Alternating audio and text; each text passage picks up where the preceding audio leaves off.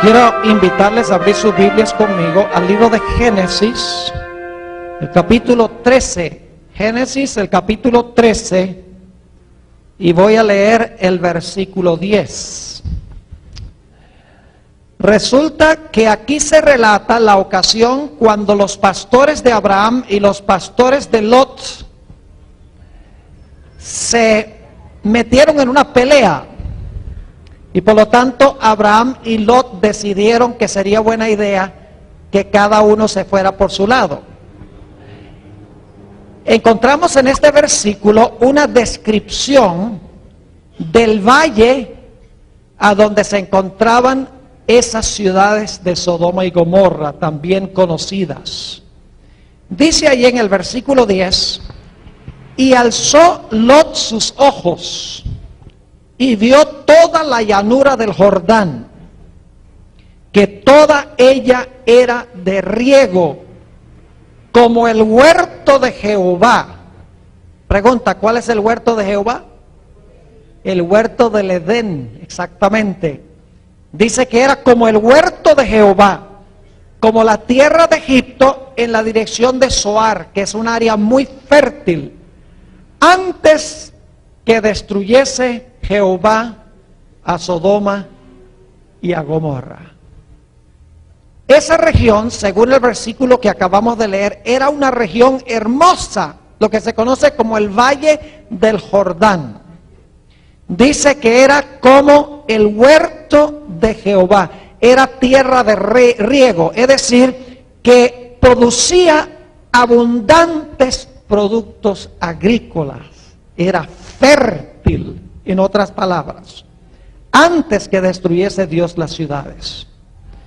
Pero nos dice en el versículo 13 que estas ciudades eran muy impías. Noten el versículo 13, mas los hombres de Sodoma eran malos y pecadores contra Jehová en gran manera. Hubiera sido fácil para Moisés escribir aquí que los hombres de Sodoma eran malos. Pero no solamente dice que eran malos, sino que eran pecadores. Bueno, está bien, malos y pecadores, pero quiere enfatizar que eran en gran manera. Es decir, este es un lenguaje superlativo. Las ciudades eran supremamente inicuas. Es lo que quiere decir Moisés cuando escribe lo que encontramos en este versículo. Ahora, no voy a dedicar mucho tiempo para hablar de la maldad que había en las ciudades. Había 3 pecados especiales que caracterizaban a las ciudades, y los voy a mencionar nada más de paso. En primer lugar, esas ciudades se destacaban por su perversidad sexual. Se practicaban en las ciudades toda clase de aberraciones sexuales. Nuestra palabra sodomía, sodomizar, viene de Sodoma. Eran ciudades a donde se practicaba la homosexualidad libremente. Y sabemos eso porque, como mencionábamos en nuestro tema de anteanoche, resulta que los ángeles estaban en la casa de Lot, y los hombres de Sodoma rodearon la casa y le dijeron a Lot: sácanos a esos hombres porque queremos conocerlos. Es decir, queremos tener relaciones sexuales con esos hombres. Y eran los hombres de Sodoma. No cabe duda que en las ciudades se practicaba también el incesto. Porque cuando Lot salió con sus hijas emborracharon a Lot para que pudieran tener hijos con su propio padre. Eso lo aprendieron en las ciudades a donde ellos vivían. Y si ustedes leen en 2 de Pedro, el capítulo 2, y también en el libro de Judas, se da una descripción de la perversidad sexual que existía en estas ciudades de la llanura. Un segundo pecado era la violencia y la falta de respeto para con la vida. Para los habitantes de Sodoma, la vida de la gente no significaba absolutamente nada. Y eso lo sabemos porque cuando los hombres rodearon la casa de Lot y Lot dijo, no voy a sacar a esos dos hombres, dice allí en Génesis 19 que los hombres hicieron violencia a la casa de Lot. Era su plan tumbar la puerta y matar a ese hombre que según ellos era un extranjero en la ciudad. Es decir, las ciudades se destacaban también por su criminalidad, se destacaban por la violencia, igual que el mundo antediluviano. Dice que la tierra estaba llena de violencia. Un tercer pecado que se menciona, y no voy a leer los versículos, pero en Ezequiel el capítulo 16 y los versículos 48 y 49, dice que un gran pecado de Sodoma y también de Gomorra era abundancia de pan y abundancia de ociosidad, y no corroboró al pobre y al menesteroso.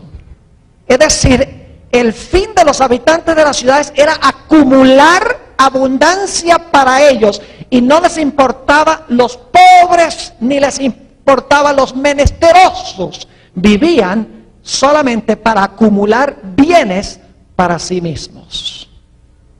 Estos tres pecados se destacaban especialmente en las ciudades de la llanura: perversidad sexual, violencia y respeto a la vida, y en tercer lugar, un materialismo craso y desmedido. Y por lo tanto, Dios decidió que iba a destruir no solo a Sodoma y a Gomorra, sino que iba a destruir a todas las ciudades de esa región, las ciudades circunvecinas, como dice en el libro de Judas. Ahora, no vamos a hablar de lo que pasó antes de la destrucción. Quiero ir ahora a hablar de la destrucción en sí, que derramó Dios sobre estas ciudades por causa de su impiedad. Vaya conmigo a Génesis el capítulo 19 y vamos a leer el versículo 24 y luego vamos a leer el versículo 28. Génesis 19, 24. Dice: entonces Jehová hizo llover sobre Sodoma y sobre Gomorra azufre y fuego. Y ahora noten de dónde vino el fuego. Dice, de parte de Jehová desde los cielos. ¿De dónde vino el fuego y el azufre? Del cielo. ¿De cualquier parte en el cielo? No. ¿Vino de dónde? De parte de Jehová en el cielo. Quiero que recuerden eso, que el fuego se originó con Jehová, dice el texto. Claramente, leo nuevamente, dice que el fuego vino de parte de Jehová desde los cielos. Es decir, el fuego salió de Jehová y consumió a las ciudades de la llanura. Y quiero que noten el versículo 28, cómo se describe el resultado del fuego que descendió. Dice allí en el versículo 28, hablando de Abraham, dice: y miró hacia Sodoma y Gomorra, y hacia toda la tierra de aquella llanura miró. Y he aquí que el humo subía de la tierra como el humo de un horno. Fuego de parte de Jehová que consumió las ciudades, y dice que el humo subía como el humo de un horno. Ahora, saben, es muy interesante visitar esa región. Yo he tenido el privilegio de visitar esa área 2 veces. Una vez en el lado del Mar Muerto donde está Israel, y en la segunda ocasión pude visitar el lado del país de Jordania. Y lo que me sorprendió la primera vez que visité ese lugar es la terrible aridez que existe en esa región. Allí está el Mar Muerto, y el Mar Muerto está bien nombrado porque es un mar muerto. Usted no ve vegetación, no ve aves, en el agua no hay peces, ni siquiera en el agua hay microorganismos. No hay nada vivo en el Mar Muerto. Es más, el Mar Muerto tiene tanto contenido mineral que le resultaría muy difícil a usted ahogarse en el Mar Muerto. Porque cuando nada en el Mar Muerto flota. Es decir, puede ser muy profundo donde está y no necesita ninguna ayuda para flotar porque flota automáticamente. Y si van allá, no se afeiten por la mañana antes de meterse al Mar Muerto porque les va a picar la cara una barbaridad por el contenido mineral que hay allí. ¿Sabían ustedes que el lugar más profundo por debajo del nivel del mar es ese valle donde se encuentra el Mar Muerto? Ahora, yo sé que ustedes no miden aquí en pies, pero queda 1546 pies por debajo del nivel del mar, que son más de 500 metros por debajo del nivel del mar. La cuenca del Mar Muerto. Es decir, que cuando Dios llovió fuego y azufre de parte de Él en el cielo, se abrió una cuenca, un cráter, como si hubiera sido una explosión nuclear. Y es interesante cuando uno viaja por esa región, alrededor del Mar Muerto, especialmente cuando uno viene bajando de la ciudad de Amán, en Jordania, uno baja hasta el nivel del Mar Muerto, y ve uno las formaciones rocosas, y las formaciones rocosas se ven calcinadas, como si algo un incendio terrible hubiese quemado esas piedras, se ven quemadas. Es decir, que el fuego que destruyó a Sodoma y a Gomorra y esas ciudades fue un fuego poderoso, fue más o menos como una explosión nuclear. Quiero que notemos cómo llama la Biblia el fuego que destruyó a esas ciudades.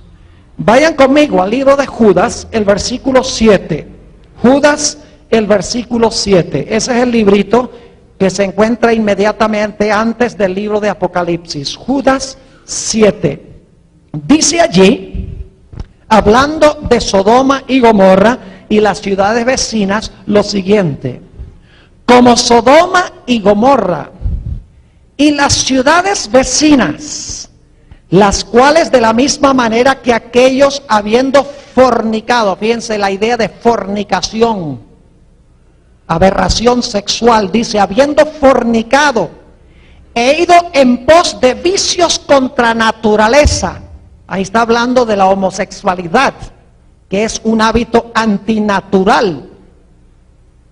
Dice, fueron puestas por ejemplo, sufriendo el castigo del fuego eterno. ¿Qué clase de fuego destruyó a Sodoma y a Gomorra? La Biblia dice que el fuego que destruyó a Sodoma y Gomorra fue fuego eterno. Lo dice la Biblia, no lo digo yo. De nuevo, la última parte del versículo dice, habiendo fornicado e ido en pos de vicios contra la naturaleza, fueron puestas, por ejemplo, sufriendo el castigo del fuego eterno. Fueron destruidas con fuego eterno. Pero ahora tenemos un problema. Vayan conmigo a 2 de Pedro, el capítulo 2, y vamos a leer el versículo 6. 2 de San Pedro, el capítulo 2 y el versículo 6. Está hablando aquí también de las ciudades de Sodoma y Gomorra. Dice lo siguiente: y si condenó por destrucción a las ciudades de Sodoma y de Gomorra, reduciéndolas a, ¿qué cosa? Ceniza. ¿A qué fueron reducidas las ciudades de Sodoma y Gomorra? Ceniza. Quiero preguntarles, ¿cuántos de ustedes alguna vez han procurado usar cenizas como combustible? ¿Qué son cenizas? Es el resultado de lo que hace el fuego. Y una vez que el fuego fuego termina de consumir lo que hay para consumir, el resultado son ¿qué? Cenizas. Usted no puede prender cenizas, porque las cenizas son el fruto de consumir por el fuego todo lo que hay para consumir. Ahora tenemos un problema, porque aquí dice en Judas que las ciudades fueron destruidas con fuego eterno, pero dice que fueron reducidas a cenizas, es decir, se apagaron. Entonces uno dice, ¿cómo es que las ciudades fueron destruidas con fuego eterno y sin embargo no están ardiendo hoy? Fueron reducidas a cenizas. Pues yo quiero decirles esta noche que el fuego que consumió a Sodoma y a Gomorra nunca se apagó. El fuego todavía está ardiendo hoy. Y ustedes dicen, Pastor Bor, se está contradiciendo, porque usted acaba de decir que las ciudades fueron reducidas a cenizas y se apagaron. Y es verdad, las ciudades fueron reducidas a cenizas y se apagaron, pero el fuego que las quemó no se apagó. Y ustedes dicen, ¿cómo así? Vamos a ver lo que tiene que decir la Biblia. Tenemos que entender qué es el fuego. Vayan conmigo a Deuteronomio 4. Deuteronomio 4 y el versículo 23 y 24. Deuteronomio 4 y el versículo 23 y 24. Aquí Dios le está advirtiendo al pueblo de Israel de que no practiquen la idolatría. Dice en el versículo 23, guardaos, no os olvidéis del pacto de Jehová vuestro Dios, que Él estableció con vosotros.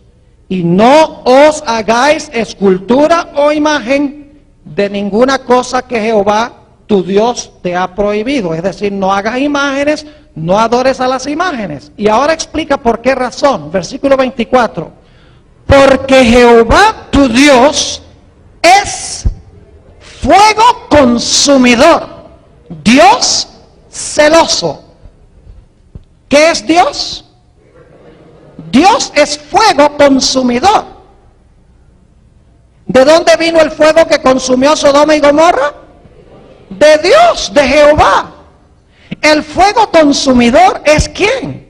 Es Dios. Ahora vamos a un texto en el Nuevo Testamento. Vayan conmigo al libro de Hebreos, el capítulo 12, y vamos a leer los versículos 28 y 29. Hebreos 12, 28 y 29. Dice lo mismo que acabamos de leer en el Antiguo Testamento. Así que, recibiendo nosotros un reino inconmovible, tengamos gratitud y mediante ella sirvamos a Dios, agradándole con temor y reverencia. Es decir, debemos agradar a Dios con temor y reverencia. Y luego nos explica por qué. Dice, porque nuestro Dios es ¿qué cosa? Nuestro Dios es fuego consumidor. Entonces, ¿quién es el fuego? Dios es el fuego consumidor, según estos dos versículos. Ahora yo pregunto, ¿por cuánto tiempo ha sido Dios fuego consumidor? ¿Solo desde que destruyó Sodoma y Gomorra es fuego consumidor?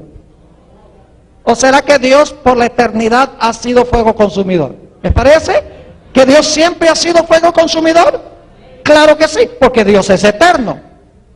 Ahora, si Dios es eterno y Dios es un fuego consumidor, entonces el fuego debe ser ¿qué? Eterno. Ahora, yo quiero explicarles algo. No es que Dios sea un montón de llamas de fuego. En realidad, el fuego es un símbolo que representa algo en cuanto a Dios. Vayan conmigo a Éxodo, el capítulo 24, y vamos a empezar leyendo en el versículo 15. Éxodo 24 y el versículo 15. Dice aquí, el pueblo de Dios está al pie del monte Sinaí. Y dice en el versículo 15, entonces Moisés subió al monte y una nube cubrió el monte. Gracias a Dios que una nube cubrió el monte, porque si no, no hubiera quedado nadie vivo allí, de los que estaban acampando. Versículo 16. Y la gloria de Jehová, ¿qué cosa?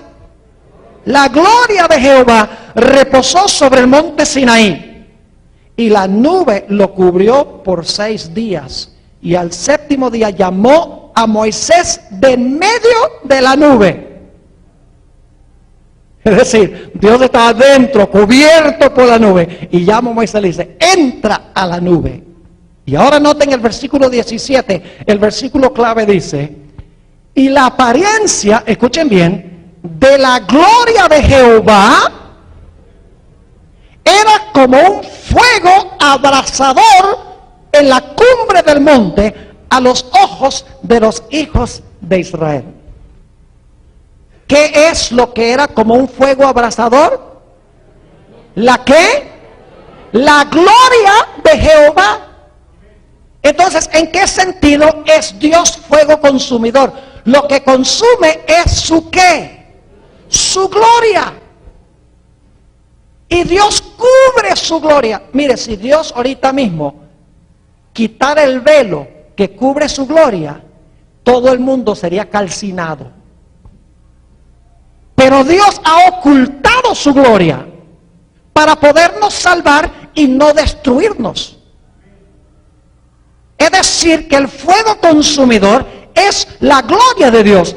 Y esto nos ayuda a explicar cómo en Apocalipsis el capítulo 15 dice que el trono de Dios está sentado y luego delante de él dice que hay un mar de vidrio mezclado con fuego. Y uno dice, qué cosa rara, un mar de vidrio mezclado con fuego. ¿Qué es eso? Yo nunca he visto un mar que sea de vidrio y que esté mezclado con fuego. Déjenme explicarles cómo debemos entender ese texto. El trono de Dios está por encima del mar de vidrio. Y la gloria de Dios es tan grande que la gloria de Dios se refleja ¿dónde? Se refleja en el mar y hace que el mar parezca mezclado ¿con qué? Mezclado con fuego. Note lo que dice Primera de Timoteo, el capítulo 6 y el versículo 16. Primera de Timoteo, el capítulo 6 y el versículo 16. Está hablando aquí de Dios. Y dice lo siguiente, hablando de Dios. El único que tiene inmortalidad. Y ahora escuchen lo que dice la siguiente frase. Que habita ¿en qué? En luz inaccesible, a quien ninguno de los hombres, en su estado pecaminoso se entiende, a quien ninguno de los hombres ha visto ni qué, ni puede ver. En la condición en que estamos, no hemos visto a Dios, ni lo podemos ¿qué? Ni lo podemos ver, porque ¿qué sucedería? Inmediatamente seríamos consumidos por la gloria de Dios, que es un fuego consumidor.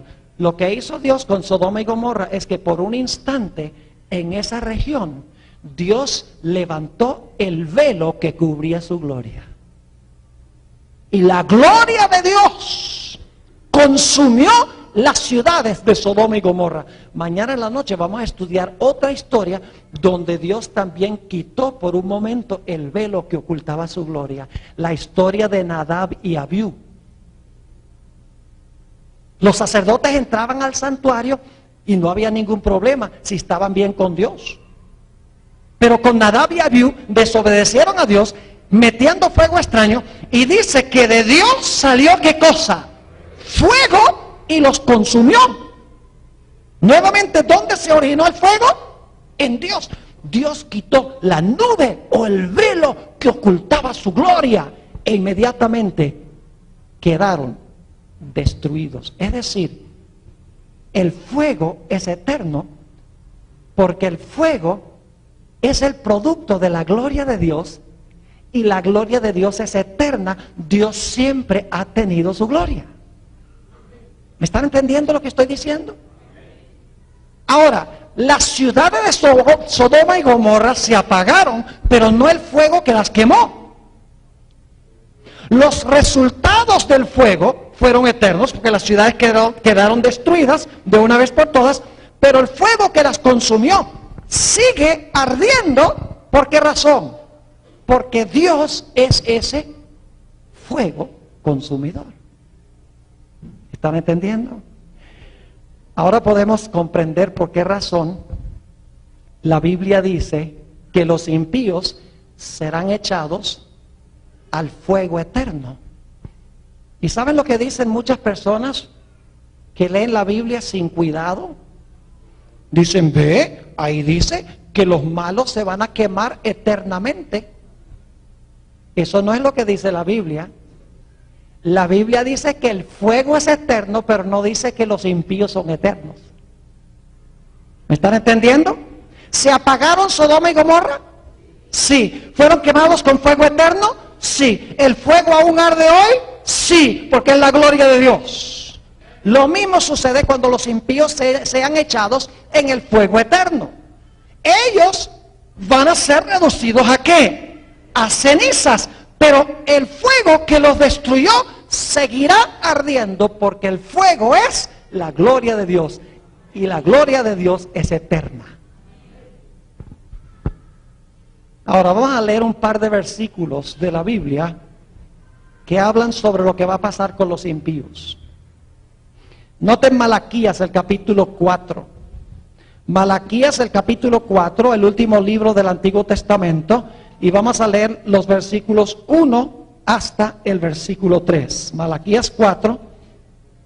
Y vamos a leer los versículos 1 al 3. Dice allí, porque he aquí, viene el día ardiente como un horno, y todos los soberbios y todos los que hacen maldad serán estopa. ¿Sabe lo que es estopa?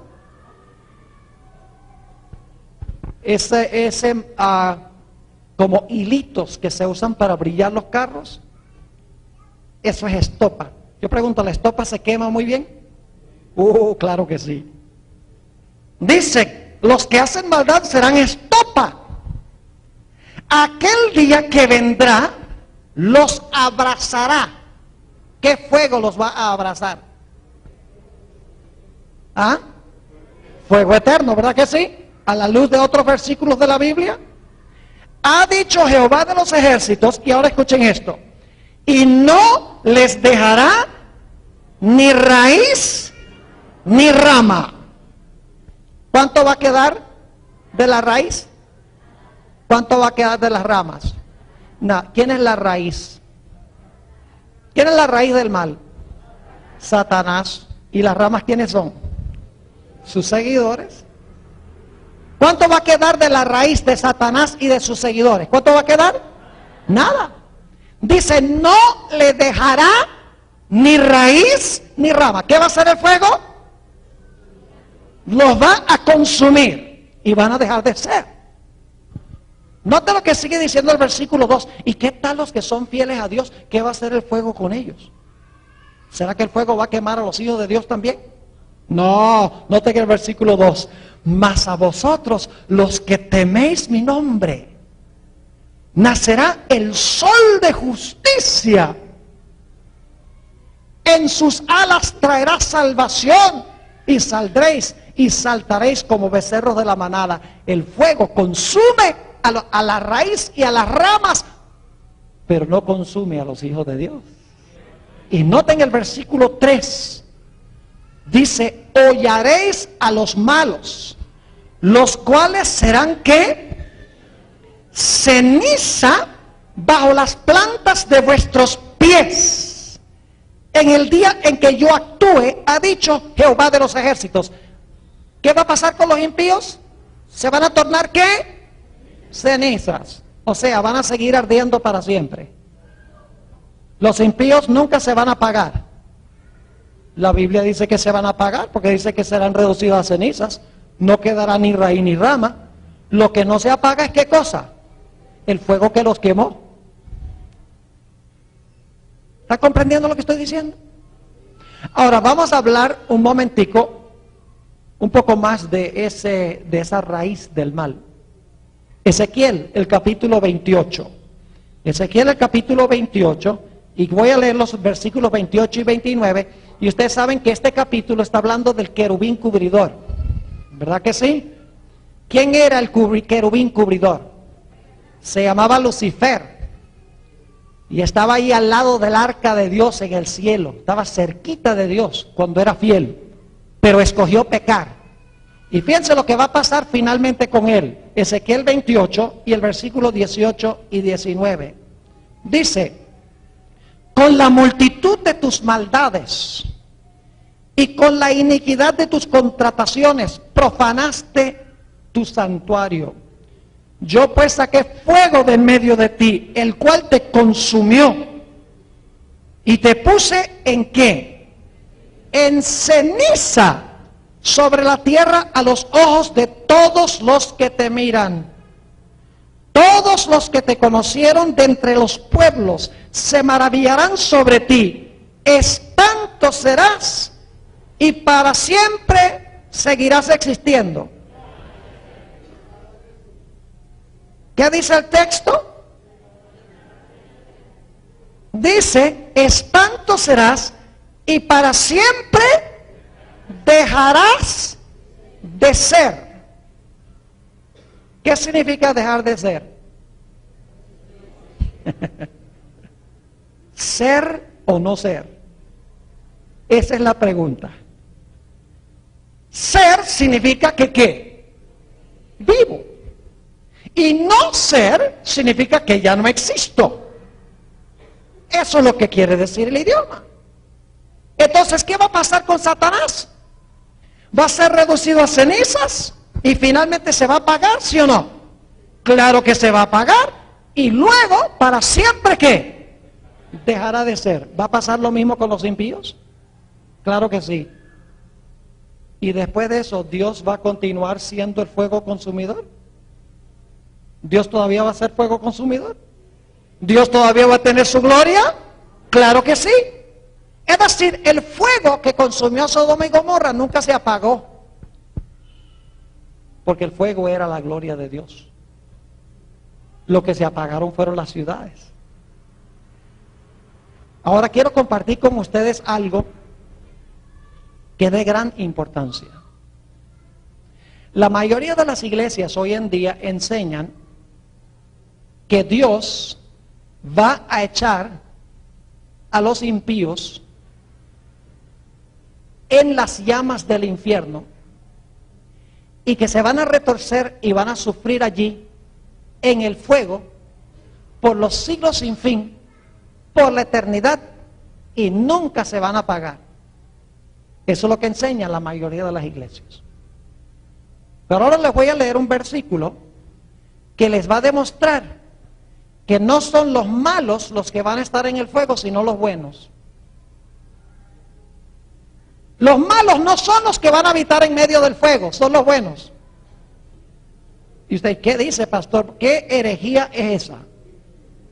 Vayan conmigo a Isaías. Dejamos que la Biblia se explique sola, buscando los textos, comparando un versículo con otro. Vayan conmigo a Isaías el capítulo 33. Isaías el capítulo 33. Y voy a leer empezando en el versículo 12, 33 y el versículo 12. Dice aquí, Isaías 33 y el versículo 12. Y los pueblos serán como cal quemada, como espinos cortados serán quemados con fuego. Está hablando de los impíos, van a ser quemados con fuego. Oíd los que estáis lejos lo que he hecho, y vosotros los que estáis cerca, conoced mi poder. Los pecadores se asombraron en Sión, espanto sobrecogió a los hipócritas. Y ahora noten las dos preguntas que se hacen. ¿Quién de nosotros morará con el fuego consumidor?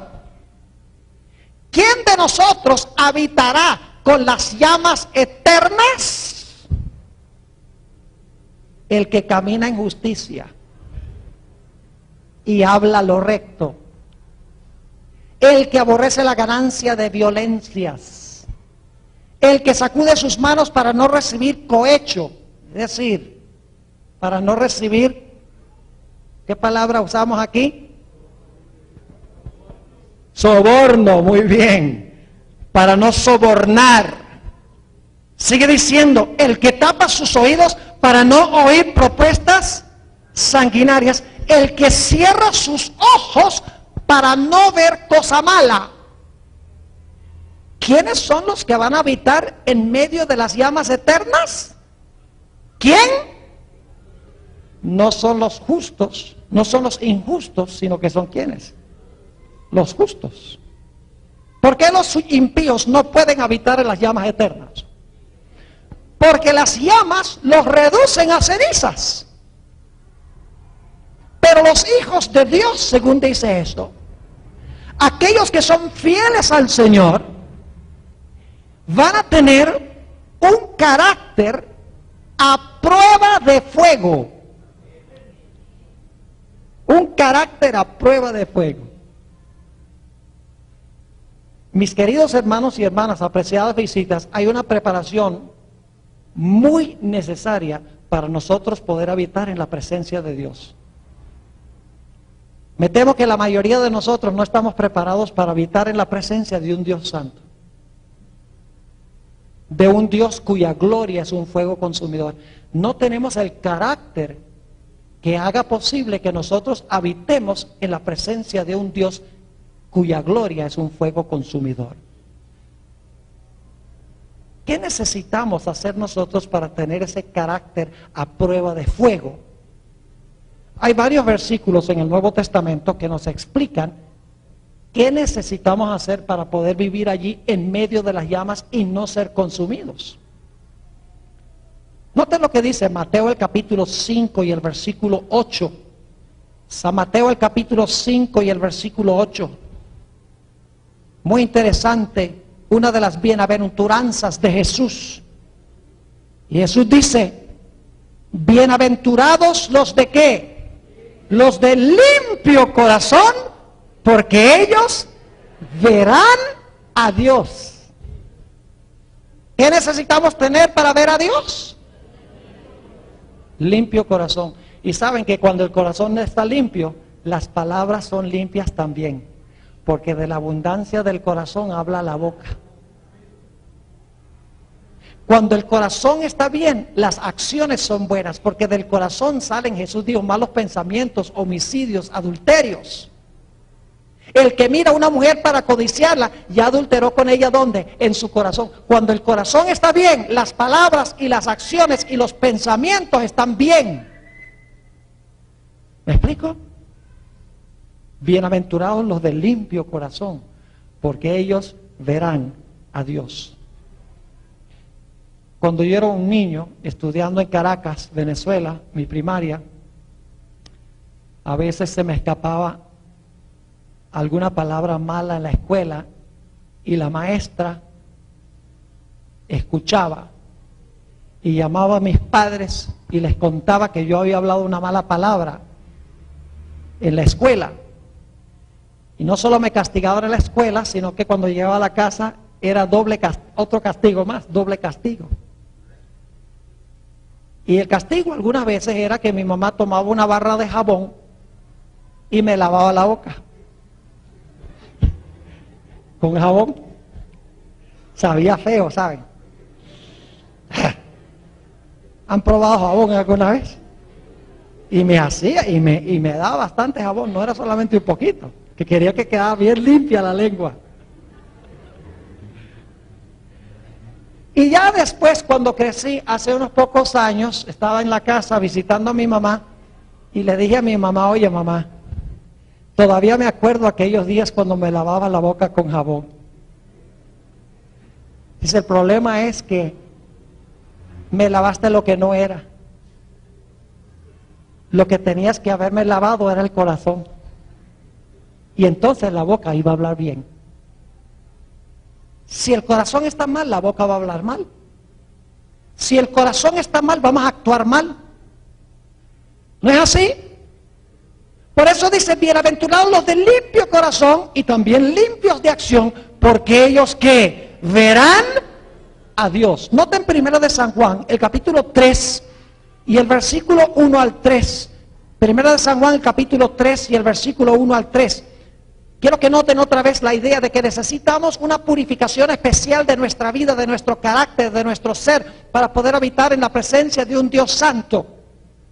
Dice ahí en el versículo 1 de 1 de Juan 3, mirad cuál amor nos ha dado el Padre para que seamos llamados hijos de Dios. Por esto el mundo no nos conoce, porque no le conoció a Él. Amados, ahora somos hijos de Dios y aún no se ha manifestado lo que hemos de ser. Pero sabemos que cuando Él se manifieste, es decir, cuando Jesús venga, seremos semejantes a Él porque le veremos tal como Él es. ¿Cómo vamos a estar cuando Jesús venga? ¿Vamos a ser qué? Semejantes a Él, dice aquí. ¿Y qué tenemos que hacer para ser semejantes a Él? Versículo 3. Y todo aquel que tiene esta esperanza en Él, ¿qué hace ahora? Se purifica a sí mismo, así como Él es puro. ¿Qué hacen los que tienen la esperanza de la venida de Jesús? Se purifican a sí mismos como Él es ¿qué? Puro. Noten el libro de Hebreos, el capítulo 12 y el versículo 14. Hebreos el capítulo 12 y el versículo 14. La misma idea surge de nuevo allí. Dice en el versículo 14 de Hebreos 12, seguid la paz con todos. ¿Y la qué? Y la santidad, sin la cual nadie verá al Señor.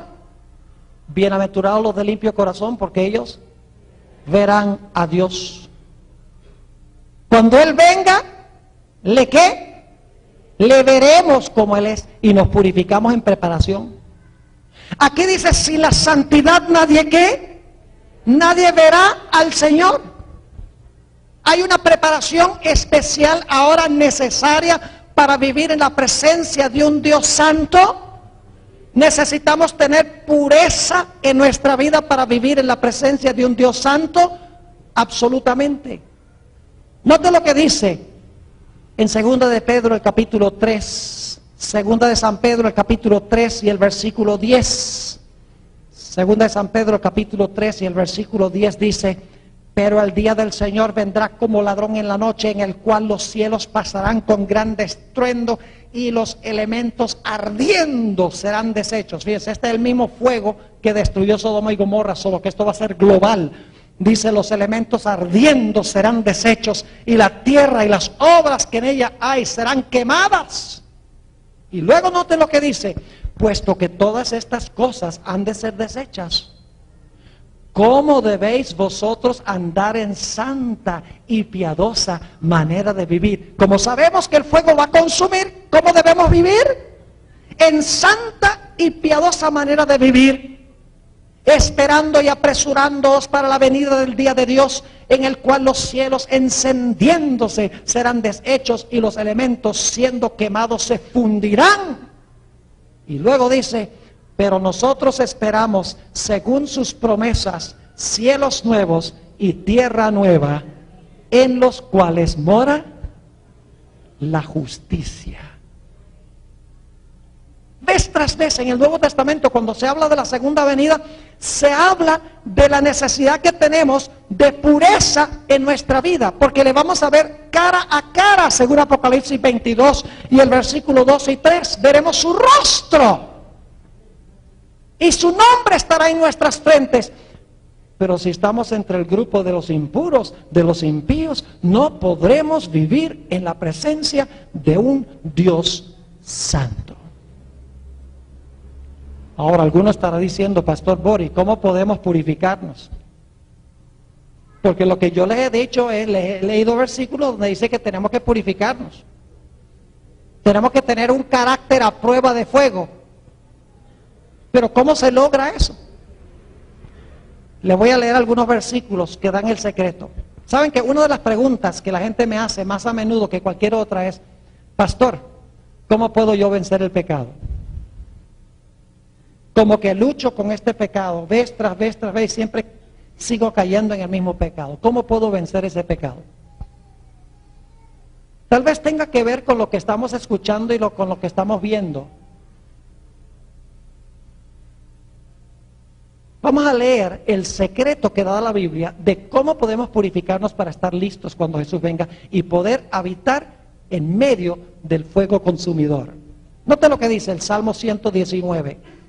Salmo 119 y el versículo 9 al 11. Salmo 119 y el versículo 9 al 11. Y esto lo escribe el salmista especialmente para los jóvenes. Y tenemos muchos jóvenes aquí esta noche. Así que este texto especialmente es para los jóvenes, aunque también nos cabe a todos. Dice ahí en el versículo 9, ¿con qué limpiará el joven su camino? La palabra camino significa su conducta. ¿Cómo lo hace? Con guardar tu palabra. ¿Y cómo guardamos la palabra? ¿Cómo guarda usted la palabra?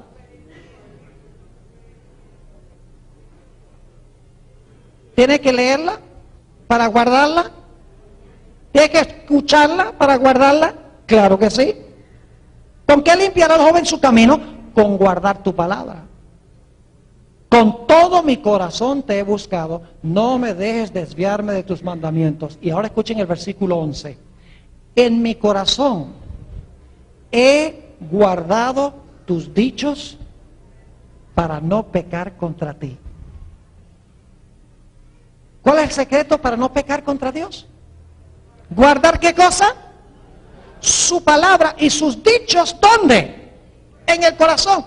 Porque cuando lo guardamos en el corazón, la palabra de Dios expulsa del corazón todo lo que es malo. ¿Saben cuál es el problema? El problema es que nosotros estamos llenando nuestra mente, estamos llenando el corazón de mucha televisión,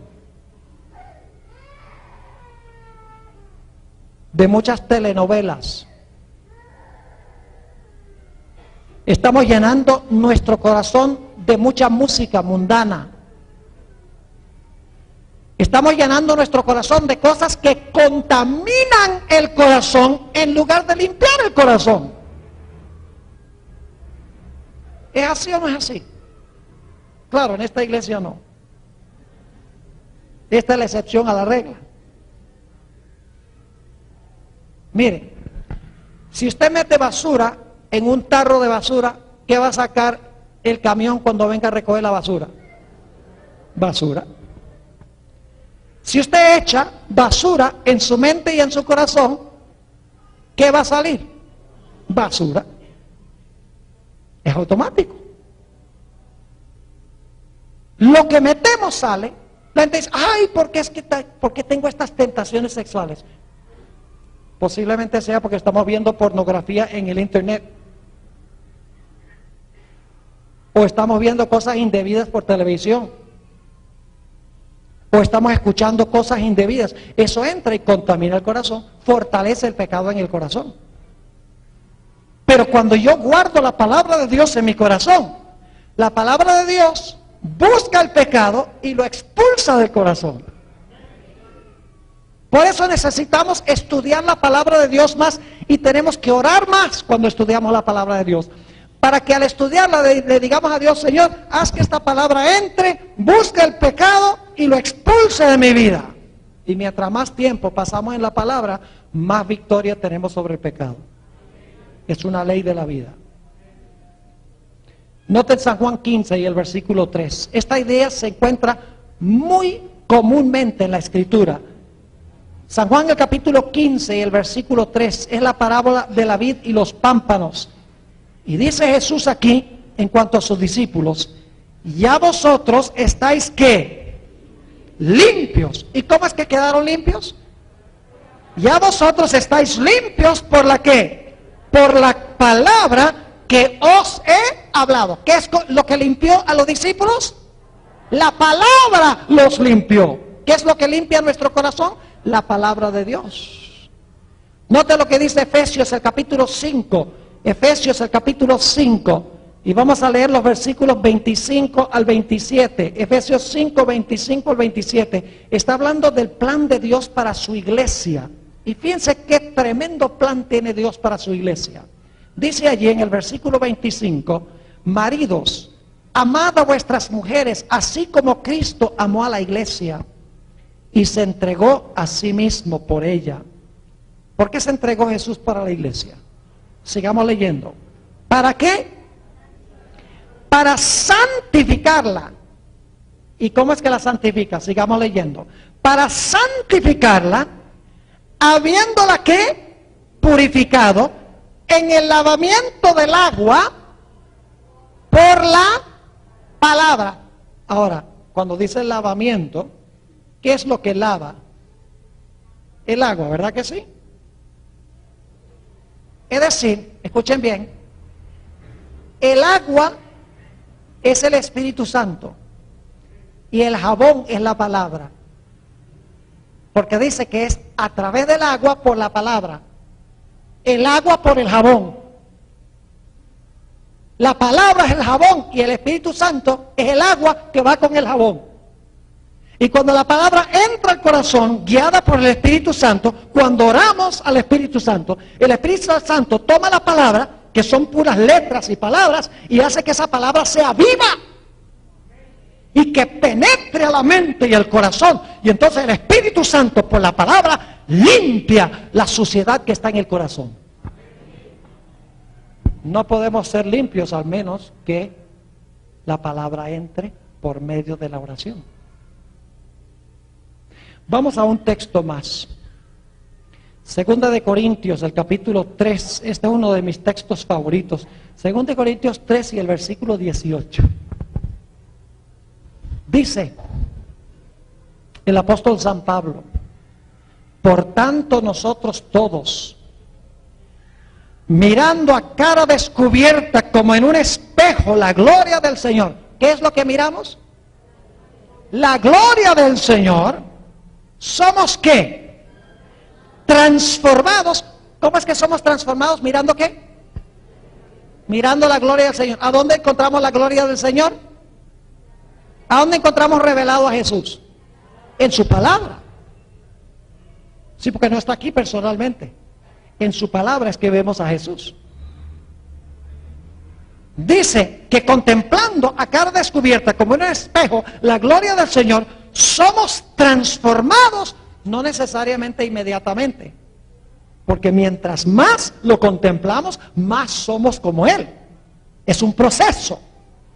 Dice, somos transformados, o una mejor traducción sería, estamos siendo transformados, porque el verbo es continuo. Estamos siendo transformados de gloria en gloria. ¿En la qué? En la misma imagen. ¿Y cómo se hace? ¿Cómo por quién? Por el Espíritu del Señor. ¿Saben cuál es la palabra que se usa aquí? Transformados. Es la palabra griega metamorfoo. ¿Qué palabra en español viene de metamorfoo? Metamorfosis. ¿Saben lo que es una metamorfosis? Fíjense que cuando yo enseñé teología aquí en UNAC, los conquistadores me invitaban a veces para subir al Picacho. En esa época no había civilización por allá. Y caminábamos desde la iglesia central aquí hasta el Picacho, a pie. Y lo hicimos más que una vez. Y durante toda mi vida, durante toda mi vida, menos los últimos años, que ya me da lástima, he cazado mariposas. He dedicado muchísimo tiempo en el pasado a cazar mariposas. Y allá en el Picacho hay unas mariposas así azules. En realidad no se puede decir que son azules, porque cuando uno las mira son transparentes, pero cuando fulguran en el sol se ponen como moradas, azules, cambian de colores, son lindísimas. Y entonces yo iba y allá cazaba las mariposas. ¿Saben ustedes de dónde salieron esas mariposas? De un gusano. ¿Y qué pasó con el gusano? Es uno de los milagros de la naturaleza. Uno ve ese gusano ahí en una hoja y luego el gusano va y se pega a la pared o se pega a un árbol y empieza a tejer una crisálida o un capullo y se encierra. Y fíjense qué interesante, que se encierra en el capullo o la crisálida, y la crisálida toma el mismo color del lugar a donde se encuentra el capullo. El camuflaje es perfecto, porque no tienen protección. Los pájaros les encanta comer eso, pero si los pájaros no lo pueden ver, no se lo pueden comer. Y luego, después de unos días, la crisálida empieza a moverse violentamente, y de la crisálida no sale un gusano. ¿Qué sale? Una mariposa. Y uno dice, ¿cómo es esto? Entró un gusano y salió una mariposa. Eso es metamorfosis. Cuando contemplamos a Jesús en su palabra y oramos para que el Espíritu Santo use la palabra para limpiar la mente y para limpiar el corazón, cuando reflexionemos sobre Dios, cuando meditamos sobre Dios y nos olvidamos de todas las cosas, las distracciones del mundo, se realiza en nuestra vida una metamorfosis, que es la palabra que se usa aquí, una transformación, de tal manera que después de un tiempo la gente ni nos reconoce. Esta no es la misma persona. Es que antes se emborrachaba y ahora no. Antes maltrataba a la esposa y ahora no. Antes hablaba vulgaridades y ahora no le salen sino palabras bonitas. Antes tenía aventuras con otras mujeres que eran su esposa y ahora no, ahora es fiel a la esposa. ¿Qué pasó con esta persona? He visto suceder esto con muchas personas, una transformación radical. Lo que han hecho es que han decidido, en vez de dedicar su mente a las cosas que ensucian el ser, han decidido dedicar su atención a las cosas que limpian. Porque la palabra entra por el Espíritu y purifica la mente y el corazón del pecado. Y solamente aquellos que hayan sido purificados por la palabra de Dios a través de la instrumentalidad del Espíritu Santo tendrán un carácter a prueba de fuego que podrá habitar en la presencia de un Dios santo. Entonces tenemos mucho que hacer. ¿No han visto ustedes una vez? Yo no, tal vez ustedes no conocen a una pareja de apellido Rocha. Yo sé que el pastor Carmona sí sabe quiénes son. El hermano Rocha murió, pero la esposa todavía vive. Son más o menos, son bajitos así, o eran bajitos. Y tenían más o menos la misma estatura. Y quién sabe cuántos años tenían de casados, 40, 50 años de casados. Y uno los veía caminando por la calle, y era como si fueran conquistadores. Y uno les miraba la cara y hasta se parecían. Y hasta hablaban parecido. Y pensaban parecido. Yo dice, ¿y dónde se encontraron estos que eran tan parecidos? Es que no eran tan parecidos cuando se casaron. Pasaron tiempo juntos y llegaron a parecerse. Así es con Jesús.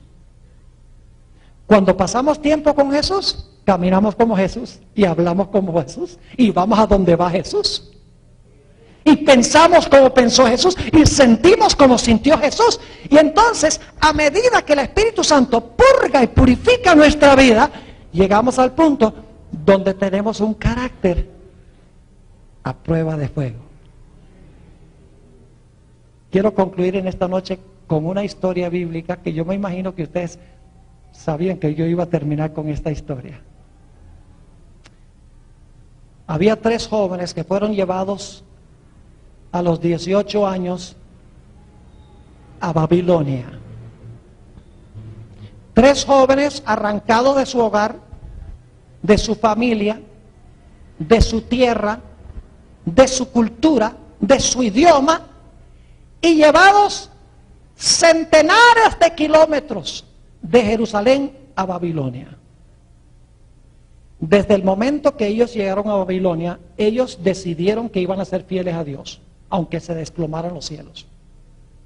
La primera prueba que tuvieron esos jóvenes fue una prueba no tan grande, Su vida no estaba en juego. En juego estaba la vida del cocinero, pero no la de ellos. Cuando llegaron los tres jóvenes y Daniel, Ananías, Misael y Azarías, los nombres hebreos, y Daniel, le dijeron al cocinero: mira, nosotros no podemos comer la comida del rey porque tiene carne de puerco y la Biblia prohíbe la carne de puerco. Y quién sabe qué otras cosas habían ahí que eran inmundas. Y dijeron: y no podemos beber el vino tampoco del rey, porque la Biblia dice que el vino es escarnecedor y la cerveza alborotadora. Así que queremos pedirte un favor. En vez de darnos las comidas del rey y la bebida alcohólica del rey, lo que queremos es que nos den agua de beber y vegetales. Y el cocinero se alarmó. ¿Qué? Se van a volver raquíticos, débiles, flacos. Y cuando el rey los llame, los va a encontrar todos enfermos. Y adivinen a quién le van a echar la culpa: al cocinero. No, dice, no es posible. Entonces Daniel dice: está bien, yo entiendo tu preocupación, que no has ido a un curso de culinaria vegetariana. Pruébalo por 10 días. Y después de 10 días, si ves que estamos raquíticos y débiles y enfermos, suspendemos el plan. Y el cocinero dijo: bueno, 10 días está bien. Y los probó 10 días. Y dice la Biblia que después de 10 días estaban más rosaditos de rostro. Escuchen bien, aquellos que creen que ser vegetariano es parecerse a un esqueleto.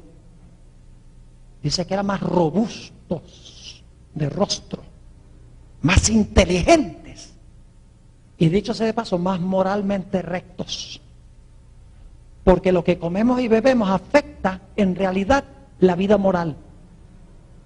Si no lo creen, una persona que es sobria, nunca le sale una mala palabra de la boca, pero cuando está borracho, ¡ja!, le sale una chorrera de palabras que uno no sabía que ni siquiera que estaban en la mente. Porque nuestra dieta y nuestra bebida tiene implicaciones morales. Lo que comemos y bebemos nos ayuda a ser más firmes o nos debilita para ceder a las tentaciones. Y dice la Biblia que después de un año los halló 10 veces mejores a estos jóvenes que todos los otros jóvenes que comían la comida del rey y bebían la bebida del rey. Desde que llegaron decidieron que iban a obedecer la palabra de Dios e iban a ser fieles a Dios. Menos mal que lo hicieron, porque poco después vino una prueba grande. Nabucodonosor levantó una imagen gigantesca de oro y mandó a todos los que estaban presentes que se inclinaran y adoraran esa imagen o esa estatua de oro. Y cualquiera que no adorara la imagen de oro iba a ser echado en un horno de fuego ardiendo. Cuando sonaron los instrumentos musicales, todos los que estaban allí, que eran muchos, probablemente eran miles que estaban allí, se arrodillaron ante la imagen, pero los tres jóvenes se quedaron parados. ¿Tenían altos valores morales los muchachos? ¿Por qué razón? Porque habían escogido ser fieles a Dios en las cosas pequeñas. Y el rey Nabucodonosor los mandó a llamar, le dijo: ¿qué es esto que yo oigo que ustedes no se arrodillaron ante la imagen? Ellos dijeron: es verdad, oh rey, no nos arrodillamos porque nosotros no servimos a los dioses de Babilonia, somos fieles al Dios del cielo. Y el rey le dice: ¿ustedes no ven el horno ahí? Si ustedes no se arrodillan cuando oyen los instrumentos musicales, allá van a parar. ¿Y qué Dios los va a librar de mis manos? Y los tres jóvenes dicen: rey, no tenemos que responderte en esta cosa, no tenemos que pensarlo, ya está decidido. Nuestro Dios, a quien nosotros servimos, nos puede librar del horno de fuego. Y si escogen no librarnos, igual no vamos a arrodillarnos y no vamos a servir tus dioses. Yo pregunto, ¿tenían absoluta lealtad a Dios? ¿Aún al punto de estar dispuestos a entregar sus vidas? Sí, Señor. Eso es lo que significa tener un carácter a prueba de fuego. Significa tener lealtad absoluta a Dios, que nos lleva a obedecerle sin reservas. Nabucodonosor se enfureció y dijo: calienten ese horno 7 veces más caliente que lo que se suele hacer. Y no creo que haya tenido un termómetro. Lo que quiere decir el número 7 es que Nabucodonosor dice: calienten esa cosa completa y totalmente. Indicado por el número 7 significa totalidad. Es decir, caliéntenlo hasta que no lo puedan calentar más de ahí. Y lo calentaron. Y cuando el fuego estaba ardiendo, dice que ataron a los 3 jóvenes, estos 3 jóvenes leales, con un carácter inconmovible, con un carácter de lealtad 100% a Dios, porque habían escogido obedecer a Dios en las cosas pequeñas, ser fieles a Dios en las peores circunstancias. Dice que unos hombres muy fuertes los ataron, los tomaron y los echaron en el horno. Y dice la Biblia que el fuego estaba tan caliente que mató a los soldados que los echaron. Terrible. Y cayeron los 3 jóvenes dentro del horno de fuego. Y este era fuego humano.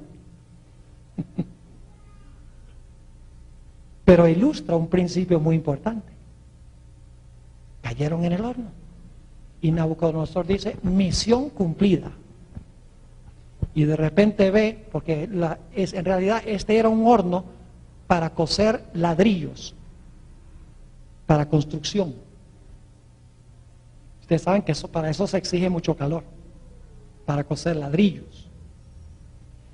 Y Nabucodonosor miró por una de las ventanillas y le dice a sus asistentes: oye, ¿no echamos nosotros a 3 jóvenes en ese horno? Sí, rey, fueron 3. Y Nabucodonosor dice: pero está raro. Si yo veo a 4 en el horno y se están paseando, y el cuarto es semejante al Hijo de Dios. Y algunos dicen: ¿y cómo sabía Nabucodonosor cómo se veía el Hijo de Dios? Porque en Daniel 2, Daniel le había dicho a Nabucodonosor cómo se parecía. Así lo dice el Espíritu de Profecía. Y Nabucodonosor, alarmado, dice: Sadrach, Mesach y Abednego, salgan del horno. Y salieron del horno. Y fíjense, cuando Dios libra, libra de verdad. Dice la Biblia que lo único que se había quemado eran las sogas. Dice que no se había quemado ni un solo pelo de la cabeza. Ni siquiera dice allí que olían a humo.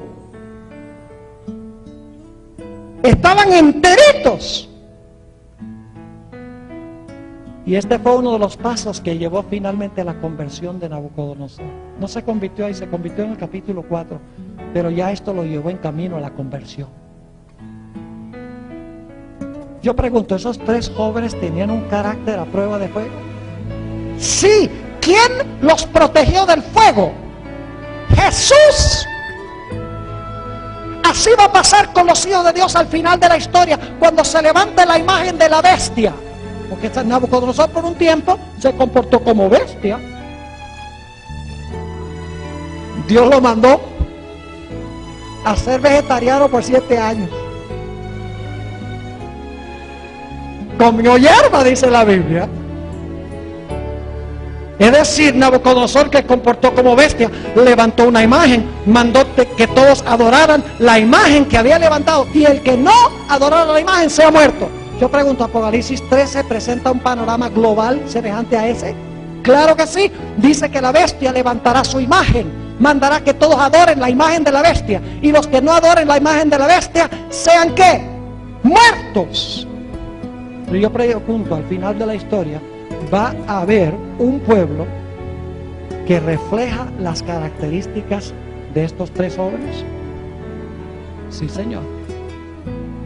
Van a tener lealtad absoluta y completa y sin reservas a Dios. Y eso no se forma por accidente.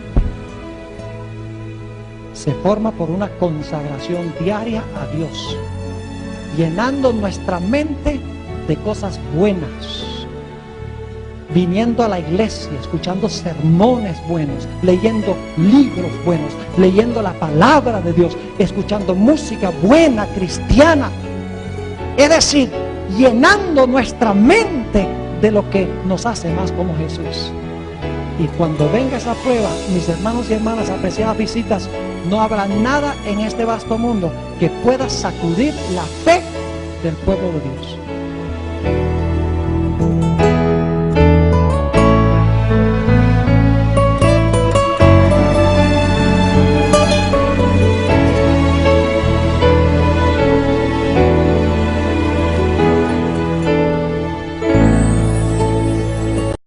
Ni les importaba los menesterosos, vivían solamente para acumular bienes para sí mismos. Estos tres pecados se destacaban especialmente en las ciudades de la llanura: perversidad sexual, violencia y respeto a la vida, y en tercer lugar, un materialismo craso y desmedido. Y por lo tanto, Dios decidió que iba a destruir no solo a Sodoma y a Gomorra, sino que iba a destruir a todas las ciudades de esa región, las ciudades circunvecinas, como dice en el libro de Judas. Ahora, no vamos a hablar de lo que pasó antes de la destrucción. Quiero ir ahora a hablar de la destrucción en sí que derramó Dios sobre estas ciudades por causa de su impiedad. Vaya conmigo a Génesis, el capítulo 19, y vamos a leer el versículo 24 y luego vamos a leer el versículo 28.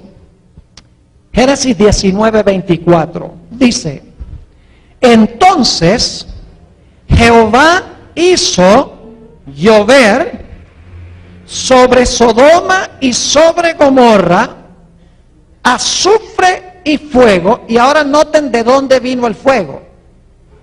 Dice: de parte de Jehová desde los cielos. Era de riego, como el huerto de Jehová. Pregunta: ¿cuál es el huerto de Jehová? El huerto del Edén, exactamente.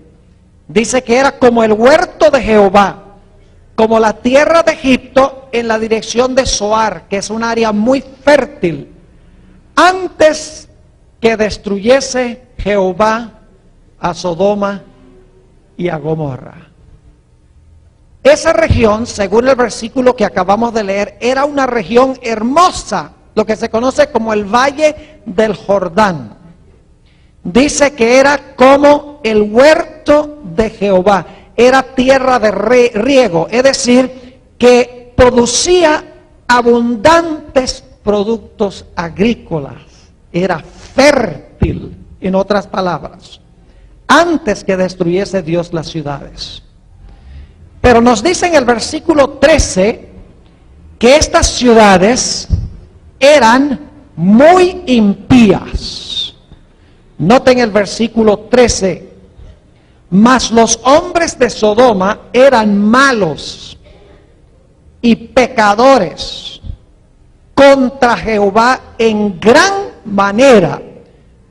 Hubiera sido fácil para Moisés escribir aquí que los hombres de Sodoma eran malos. Pero no solamente dice que eran malos, sino que eran pecadores. Bueno, está bien, malos y pecadores, pero quiere enfatizar que eran en gran manera. Es decir, este es un lenguaje superlativo. Las ciudades eran supremamente inicuas. Es lo que quiere decir Moisés cuando escribe lo que encontramos en este versículo. Ahora, no voy a dedicar mucho tiempo para hablar de la maldad que había en las ciudades. Había tres pecados especiales que caracterizaban a las ciudades, y los voy a mencionar nada más de paso. En primer lugar, esas ciudades se destacaban por su perversidad sexual. Se practicaban en las ciudades toda clase de aberraciones sexuales. Nuestra palabra sodomía, sodomizar, viene de Sodoma. Eran ciudades a donde se practicaba la homosexualidad libremente. Y sabemos eso porque, como mencionábamos en nuestro tema de anteanoche, resulta que los ángeles estaban en la casa de Lot y los hombres de Sodoma rodearon la casa y le dijeron a Lot: sácanos a esos hombres porque queremos conocerlos, es decir, queremos tener relaciones sexuales con esos hombres. Y eran los hombres de Sodoma. No cabe duda que en las ciudades se practicaba también el incesto, porque cuando Lot salió con sus hijas emborracharon a Lot para que pudieran tener hijos con su propio padre. Eso lo aprendieron en las ciudades a donde ellos vivían. Y si ustedes leen en 2 de Pedro, el capítulo 2, y también en el libro de Judas, se da una descripción de la perversidad sexual que existía en estas ciudades de la llanura. Un segundo pecado era la violencia y la falta de respeto para con la vida. Para los habitantes de Sodoma, la vida de la gente no significaba absolutamente nada. Y eso lo sabemos porque cuando los hombres rodearon la casa de Lot y Lot dijo: no voy a sacar a esos dos hombres, dice allí en Génesis 19 que los hombres hicieron violencia a la casa de Lot. Era su plan tumbar la puerta y matar a ese hombre que según ellos era un extranjero en la ciudad. Es decir, las ciudades se destacaban también por su criminalidad, se destacaban por la violencia, igual que el mundo antediluviano. Dice que la tierra estaba llena de violencia. Un tercer pecado que se menciona, y no voy a leer los versículos, pero en Ezequiel el capítulo 16 y los versículos 48 y 49, dice que un gran pecado de Sodoma y también de Gomorra era abundancia de pan y abundancia de ociosidad, y no corroboró al pobre y al menesteroso. Es decir, el fin de los habitantes de las ciudades era acumular abundancia para ellos y no les importaba los pobres.